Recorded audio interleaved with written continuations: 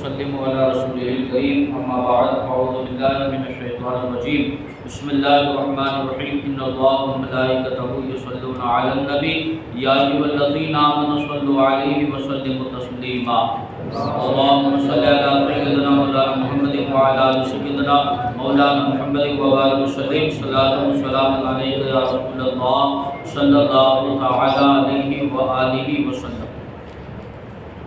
آپ حضرات نے اس سے قبل وضو کے فرائض اور ان کے ضروری مسائل سماعت فرمائے۔ اب ہے وضو کی سنتیں۔ وضو پر ثواب پانے کے لیے حکم الہی بجا لانے کی نیت سے وضو کرنا ضروری ہے، ورنہ وضو تو ہو جائے گا مگر ثواب نہ پائے گا۔ کیا ہے ہماری نیت یہ ہونی چاہیے کہ میں اللہ تبارک و تعالیٰ کا حکم بجا لانے کی نیت سے وضو کرتا ہوں، تو وضو بھی ہوگا اور اس پر اللہ ثواب بھی عطا فرمائے گا۔ بسم اللہ سے شروع کرے وضو، بسم اللہ الرحمن الرحیم سے کیا ہے شروع کرے، اور اگر وضو سے پہلے استنجا کرے تو قبل استنجے کے بھی بسم اللہ کہے، مگر پاخانہ میں جانے یا بدن کو کھولنے سے پہلے کہے کہ نجاست کی جگہ اور بال سطر کھولنے کے زبان سے ذکر الہی کرنا منع ہے۔ اگر پیشاب لگی ہے یا پاخانہ پھرنا ہے تو کیا ہے پاخانے کے جگہ پر جانے سے پہلے کیا ہے بسم اللہ پڑھے۔ یہ نہ ہو کہ اندر جانے کے بعد پڑھے یا سطر کو کھولنے کے بعد پڑھے، کیونکہ اس جگہ پر اللہ کا ذکر کرنا یہ منع ہے۔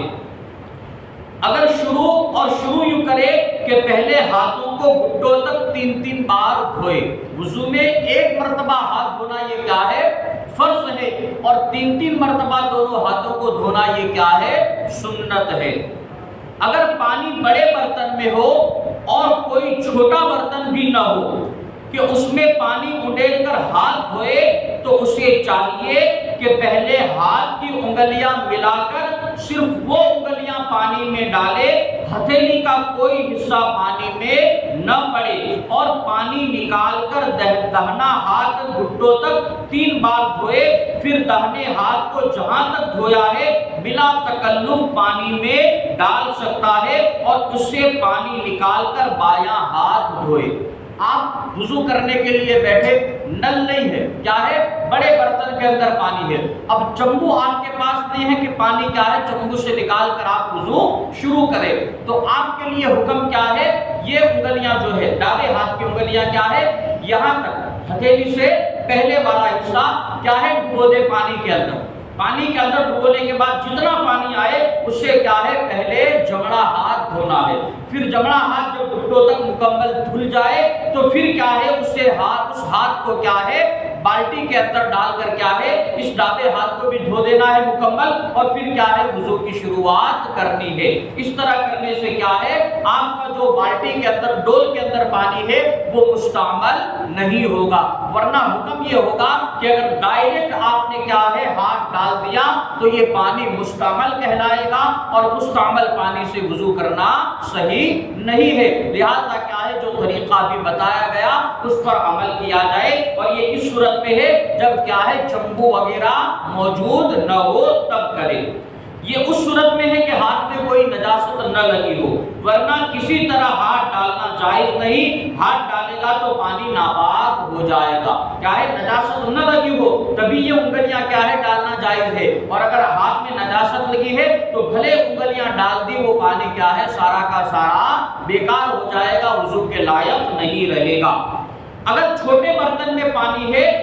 یا پانی تو بڑے برتن میں ہے مگر وہاں کوئی چھوٹا برتن بھی موجود ہے اور اس میں بے دھویا ہوا ہاتھ پانی میں ڈال دیا بلکہ انگلی کا پورا یا ناخن ڈالا تو وہ سارا پانی وضو کے قابل نہ رہا اور یہ کیا ہے مائع مستعمل ہو گیا۔ جو میں نے بتایا کہ کیا ہے اگر بالٹی ہے اور کیا ہے چمو وغیرہ موجود نہیں ہے تو حکم یہ ہے کہ کیا ہے یہ تینوں یہ انگلیوں کو کیا ہے بالکل اس طرح بنا کر اس سے تھوڑا پانی لے کر ہاتھ کو دھل لے۔ ایک اس صورت میں ہے جب کیا ہے چمبو موجود نہ ہو، اور اگر کیا ہے آپ کے پاس بڑی بالٹی ہے اور کیا ہے چمبو موجود ہے جس سے آپ پانی نکال سکتے ہیں، لیکن اس کے باوجود آپ نے کیا کیا، چمبو کا استعمال نہیں کیا، ڈائریکٹ کیا ہے ہاتھ اندر ڈبو دیا، تو یہ سارا پانی وضو کے لائق نہیں رہے گا۔ یہ کون سا پانی ہو گیا، یہ مائع مستعمل ہو گیا، لہذا اس بات کا خیال رکھا جائے۔ ایک اور مسئلہ سماعت فرمائیے،